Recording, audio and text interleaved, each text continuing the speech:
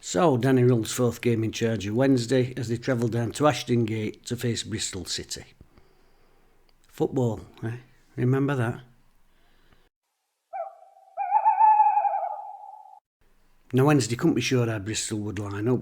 Manager Nigel Pearson parted company with the club in the week, so they were being taken today by Curtis Fleming. Now, often when a manager's gone, it might be the assistant or caretaker steps in, and they might have seen things at training slightly different from manager and mix things up. We'll have a quick look at Bristol. Wednesday couldn't be sure how Bristol lined up with Nigel Pearson leaving in the week. However, they carried on with a 4-2-3-1. O'Leary in goal, back four was Tanner, Viner, Dickey and Pring. James and Gardner Hickson the holding players. Sykes and the captain Wyman in the wide areas, and Knight supporting Conway at centre forward. As for Wednesday, one change from the Rotherham game, news before kick-off that Josh Windass had picked up an injury in training. Wednesday, with the one enforced change, Josh Windass out, Gassama coming in. Dawson in goal, back three, Iofe, Diaby, Bernard, Patterson, Byers, Bannon and James across the middle, and Gassama and Masaba supporting Michael Smith at centre forward.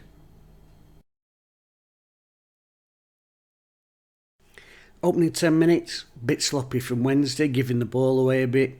All guilty. Usually it's easy to pick on your centre halves, and not always your best ball players, but everybody today guilty giving the ball away. Not all down to Wednesday playing badly though. I thought Bristol City started very well. I thought they were on front foot, they were getting at us. And I would say for the first 10 minutes they started to sort of control the midfield area. And I just noticed there was one sort of little pattern emerging as that was happening. It was a lad in midfield, Hickman. He was dropping off slightly to the left, and that was allowing their fullback to push on, creating little spaces for Wyman to get inside and then Knight to drop off, and it was quite a fluid movement in there as they were playing around with the ball and putting Wednesday under increased pressure as it went on. It's really hard to explain what I mean. I'm going to try and do a little graphic for you. And it was something they were clearly trying to do. So Hickman's dropping off diagonally. He's almost making a back three at times, coming to receive ball. But that allows Pring to push really high and wide down left-hand side. And it's a circular thing because that then allows Wyman to come inside and get involved in the end. Knight sort of dropping off at the front. So at times in there, Bannon and Byers having to deal with three people, sometimes four if Hickman starts coming back forward again. Very difficult for Wednesday. Does that make sense to you? Do you understand what I'm saying there? That Knight dropping off, Bannon and Byers in there, who they're going to pick up? Wyman coming in off the side. Patterson can't come in with him because Pring's pushing up on the outside. So it just gives that cluster for Bristol in centre at Park, and they were starting to dominate that area really. Wednesday, though, did start to get to grips with it. Gassama and Masaba, rather than pressing high and wide as they've done in other games, they started dropping off a little bit and helping out, picking up Hickman where they could, and on the other side it was Masaba dropping in there to pick up James and try and give a little bit of freedom to Byers and Bannon to actually get on the ball themselves. But as I said, to start with, first 10 minutes, so really Bristol dominating ball and getting forward, albeit they didn't really get any shots away or trouble us that much. And then as it's growing on Wednesday grew into the game. Dominic Iofe had to make a brilliant tackle at one bit though on the lad Conway. He'd got away on inside left position, and again there was a cross in the box from the right hand side. Tanner had got on the outside, and Dom gets up, hooks the ball away with one of them gangly long legs of his. It was a good job because the lad Pring had come in on the blind side behind him. So Wednesday had to weather a little bit of a storm, but really started growing into the game. In fact, for all Bristol's play, I'd say best chance at first half probably goes to Wednesday, 25 minutes in. Good play down left-hand side. Bannon finds James. He whips in across. Masaba's got in. He's probably just inside penalty spot. Heads over.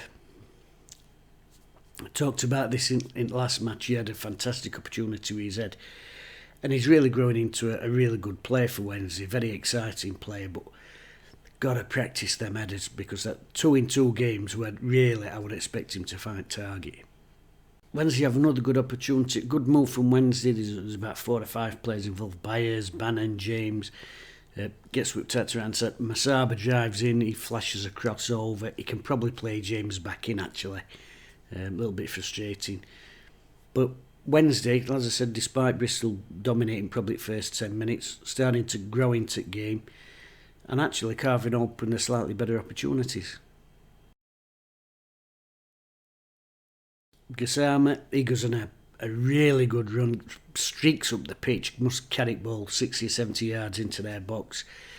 Comes into that, Pato's made a really, really good strong run on the outside, but I don't think he's seen him on blind side. I think if he does, he can just slip little reverse ball in, and he's probably in there. That gets blocked away. But Wednesday really growing and showing something that we've been struggling for years, that we've got pace on the counter-attack. Of course, typically, just as Wednesday entering probably their best spell at game, we then get the sending off. It's a goal kick. They're not particularly squeezing onto us. They're not really pressing high onto us. And clearly I think they're waiting for us to try and play out front back and then put squeeze on us. And unfortunately we play right into hands. Dawson tries to pick out a pass to Bannon, who's not looking. I mean, it doesn't matter in life what it is, does it sometimes? It doesn't matter if it's a football match or whether you're talking to somebody at work or trying to get their attention without somebody else. You just give quick eyebrows and, you know what I mean? He's not even looking, but ball goes to him. Gets cut out, their lad races in. Bannon's tracking back. Does he trip him? Yeah. Is it deliberate? I'd say, wait, of course it is. He's behind him. You can say don't put a foot in, but lad's just about to break into the box and probably get a shot away. Now we've got Dawson in there, we've got centre half in there. Is it a clear and obvious goal scoring opportunity? Well, it's not a guaranteed goal, I'll put it that way. Anyway, they give the free kick and then Bannon's off. The referee, who I gather after the game, one of the lads has messaged me, sent about 6 or 7 players off this year, so perhaps no surprise there. Would Bristol rather have had penalty? Well, if they didn't score later on, I think they probably would have rather have had penalty and Bannon stay on. I know Wednesday would have certainly preferred Bannon to stay on, but he's walked. The free kick, it actually takes a bit of a deflection on way in. It sort of wrong foots Dawson. The rebound though, their lad gets outside at boot on it. It's sneaking in post and Dawson's gone other way from initial free kick. Does really well to get back across and put it away. So made amends in many ways, but it's a suicidal back pass. And it's not the first time this season. I mean, we saw Vasquez did one against Leeds, a daisy cutter out. I think that was to Bannon as well, actually. But that's a modern game, If you're asking your goalkeepers to play short balls out on floor to people to receive with the back to play, the back to whatever's behind them, then you always run the risk of this sort of thing happening. But there we go.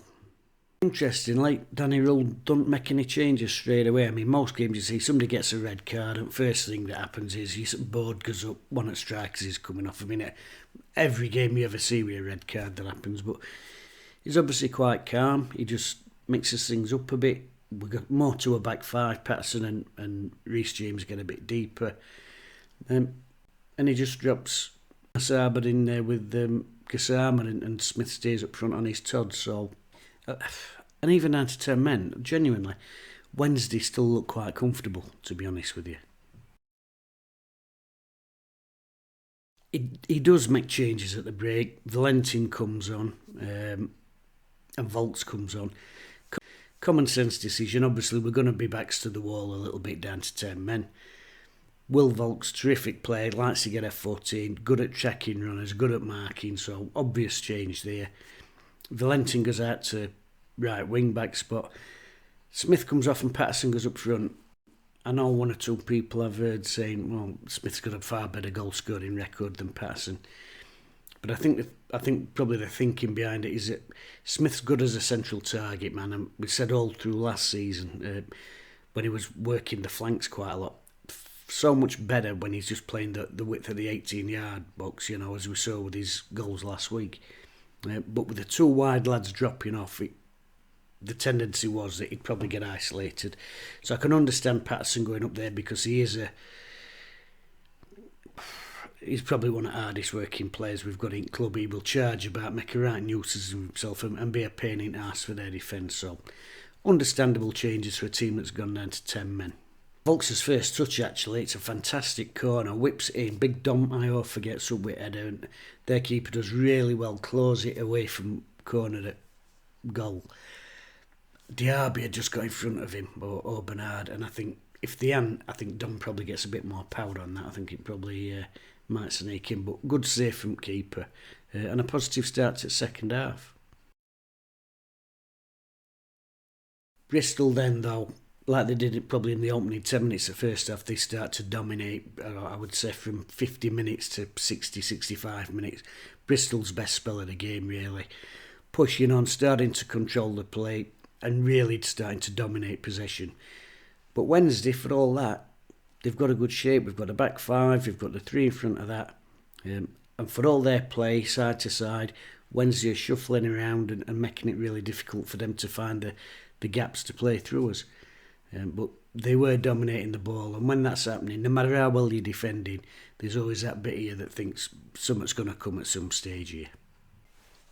Actually, 60, they didn't get a penalty for that first one. 62 minutes, I thought they might have had a claim for the penalty. Again, ball into the box. I think it's Knight who's made a little darting run in there. Dawson comes for it, and he's a bit halfway house for me. He comes, but I don't think he wants to come. So it's sort of half and half.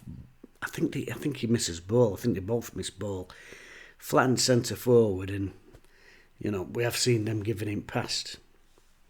As I said, they've dominated from probably 50 minutes onwards in the second half. But we've defended resolutely, worked hard, kept a good shape. Apart from that one when Dawson come for that punch, we've dealt with everything.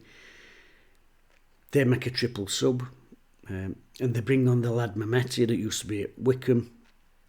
I was a bit surprised he didn't start because he's an impressive dribbler of the ball, and you've got to have players who can do that in this division and create a little bit of something from nothing. But he did make a difference when he came on.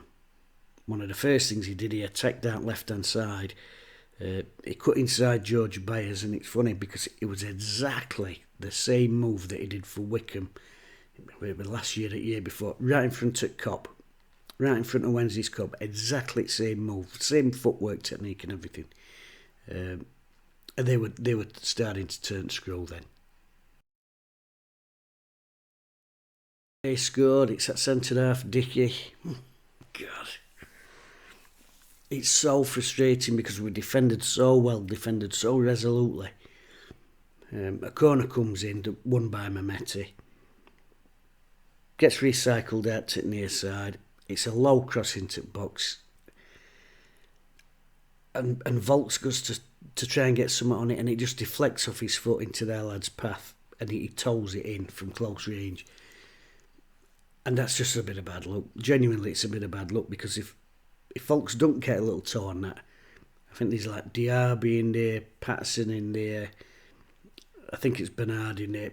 It's just going to roll to one of them and they can just hack it away. But desperate to do well, backs against the wall. He's tried to get a foot in, takes an unfortunate deflection, and 1-0 down and a bit of a mountain to climb.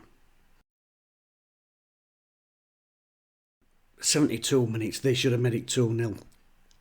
I don't know if it's Conway, one of them, nice little turn on edge of box, little 1-2. Curls a shot, it's post, Dawson's gone down to it, couldn't get near it. It comes back in middle to, I think he was called Bell. It's an absolute sitter. He's got to bury it from there. It's an absolute sitter. Opens up, puts it across to wide side at goal away from where Dawson were, and that hits post as well. And they could have ruled the day there with that one. Positive thinking from Danny Röhl though. We're down to 10 men. We're 1-0 down. They've just hit post. He makes a triple sub. Not only does he make a triple sub, he goes back to 2 up front. You know, we're down to 10 men and he's like, do you know what, let's go for it. So back to 2 up front. Really positive. Really good to see. So Fletcher comes on up front with Patterson. Mayo comes on left hand side.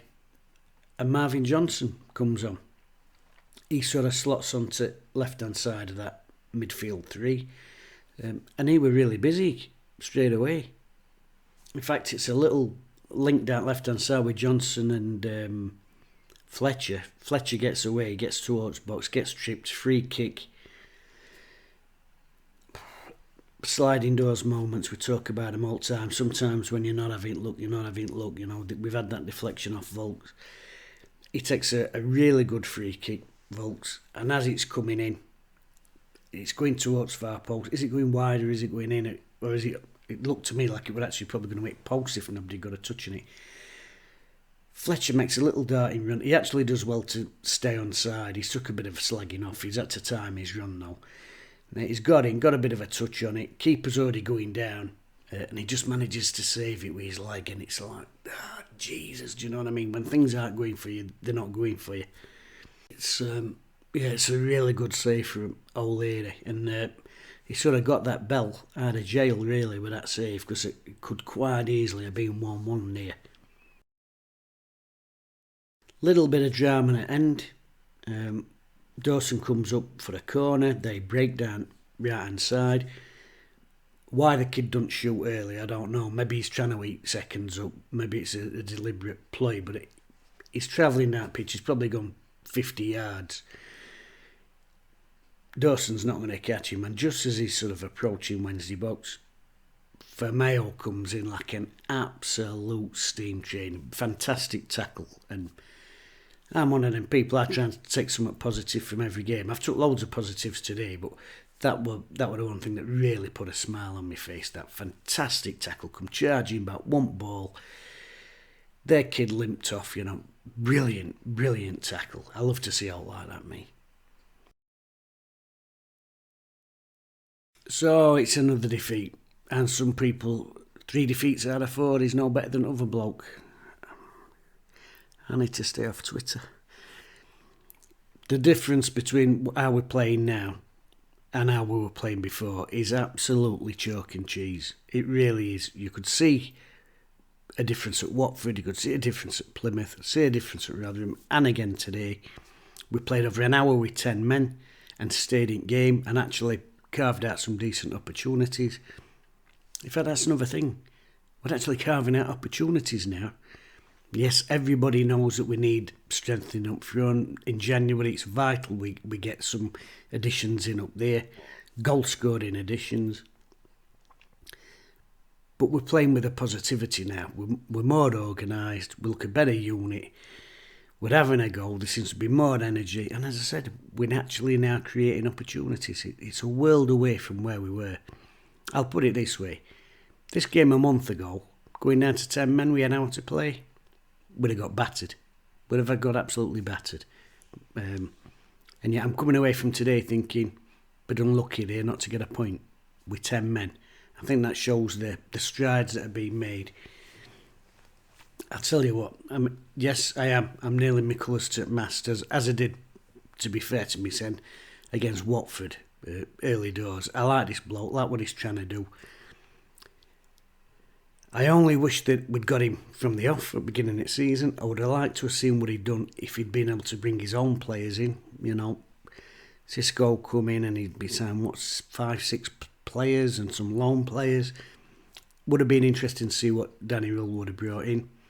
But even with the existing squad and the players that Cisco brought in, we're already seeing a difference with them individually. If he can keep building on that week on week, and I've got no reason to doubt that he won't, because we're already seeing improvements week on week. I said before the season I thought we could finish above relegation zone. With this bloke in here, I genuinely think that's a possibility, even with our terrible start. It's a big ask. I think it can be done. I think if anyone's going to do it, it'll be this kid. Oh, nearly forgot. Man at match. Big Dom. 2 weeks on spin. Think he's been absolutely terrific.